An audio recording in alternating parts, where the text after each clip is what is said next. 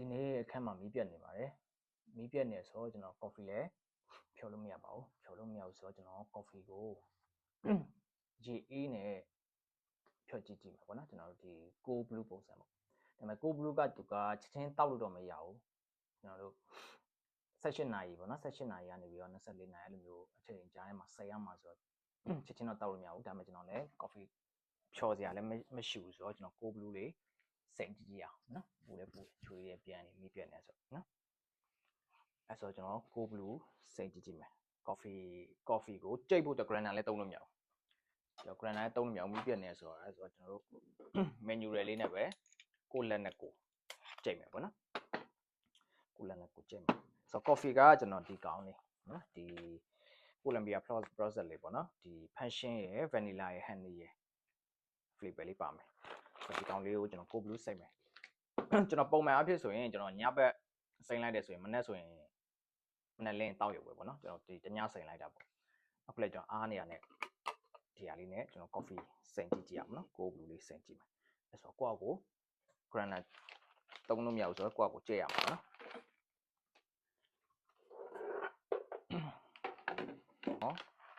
ဟောလောက်ထည့်လိုက်မယ်20 gram သုံးလိုက်မယ်ပေါ့နော်ကျွန်တော် coffee 20 gram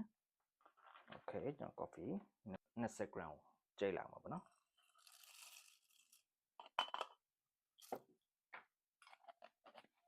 ကျွန်တော်ကဒီ cold brew စိတ်မှာဖြစ်တဲ့အတွက်ကျွန်တော်တို့ grand size ကကြတော့ extra coach ပေါ့နော်ကျွန်တော် extra coach ကိုလုပ်လိုက်ပါမယ်ဒီအကျဉ်းဆုံးအနေထားကိုကျွန်တော်တို့ထားလိုက်ပါမယ်ကျန်လေးပေါ့နော် okay 10 gram ကြိတ်ပါမယ်ကျွန်တော်နေတော့ကြာပါနော်ချွေးလည်းပြန်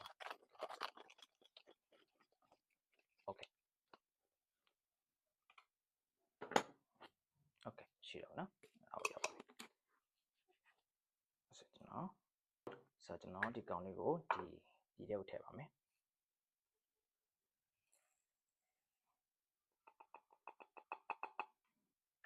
ရပြီနော်ဆိုတော့ဒါကကျွန်တော်စကားပါပြီးသားပါနော်စကားပါပြီးတော့ကျွန်တော်ဒီထဲကိုရေထည့်ပြီးဒီလိုလေးစိမ့်လိုက်ရပါပြီရေကကျွန်တော်ဒီရိုးရေပဲပေါ့နော်ကျွန်တော်ရိုးတောက်နေတဲ့ရေကိုပဲထည့်ပါမယ်ရေကကျွန်တော်20 gram မှာကျွန်တော်ကဒီတိုင်းပဲ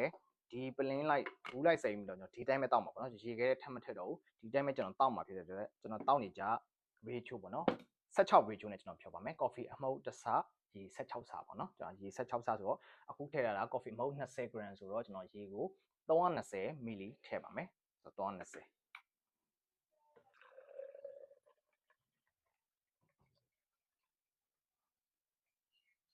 အဲ့တော့ဒီရေ320ထည့်ရတဲ့ထဲကိုကျွန်တော်ဒီ coffee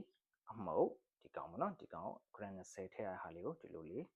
စိမ့်ပြီးတော့ကျွန်တော်အဖုံးလေးဖုံးလိုက်ပါမယ် coffee အမှုတ် gram 20ကိုရေ320ထည့်တာဖြစ်ပါတယ်ဆိုတော့ဒီကောင်ကိုကျွန်တော်ဒီတညပေါ့နော်အခုစိမ့်လိုက်မယ်ကျွန်တော်တို့ဒီမနေ့ဖြန်ဆိုရင်တော့ကျွန်တော်တောက်လို့ရပြီပေါ့နော်ဆိုတော့ ratio အနေနဲ့ကကြတော့ကျွန်တော်ကြိုက်တဲ့ကိုတောက်ချင်တဲ့ကြိုက်တဲ့ ratio နဲ့ဖြော်လို့ရပါတယ်ဥပမာရေခဲတုံးတွေကျွန်တော်ထည့်တောက်မယ်ဆိုရင်ကျွန်တော် ratio 10လောက်ပဲထားတာတော့မှ coffee အမှုတ်တစ်ဆမှာဆိုရင်ရေ10ဆပဲထည့်တာမျိုးတွေအဲ့လိုမျိုးဖြော်လို့ရပါတယ်အခုဆိုရင်ကျွန်တော် cold brew စိမ့်ဖို့အတွက်အဆင်သင့်ဖြစ်ပါပြီတရားလေးကိုကျွန်တော်စိမ့်နှမ်းလိုက်ရင်ရပြီပေါ့နော်မနေ့ကျရင်ကျွန်တော်တောက်လို့ရပြီအဲ့ဆို cold brew ရဲ့အဓိကအားသာချက်ကကျွန်တော်တို့အိမ်မှာလွယ်တူစိမ့်တောက်လို့ရတယ်ပြီးတော့ဒီသူ့ရဲ့အရသာကလည်းကျွန်တော်ဒီ coffee ရဲ့အခါဓာတ်တွေအချင်ဓာတ်တွေကိုလည်းအများကြီး short ချပေးတယ်ကျွန်တော်အရန်ရဲ့ coffee ကိုခါခါကြီးမကြိုက်တာမျိုးအဲ့လိုမျိုးအရသာပြင်းပြင်းမကြိုက်တဲ့လူတွေအတွက် coffee အနက်မှုတ်မွေးလေးနဲ့ကျွန်တော် ice black coffee တစ်ခွက်ကို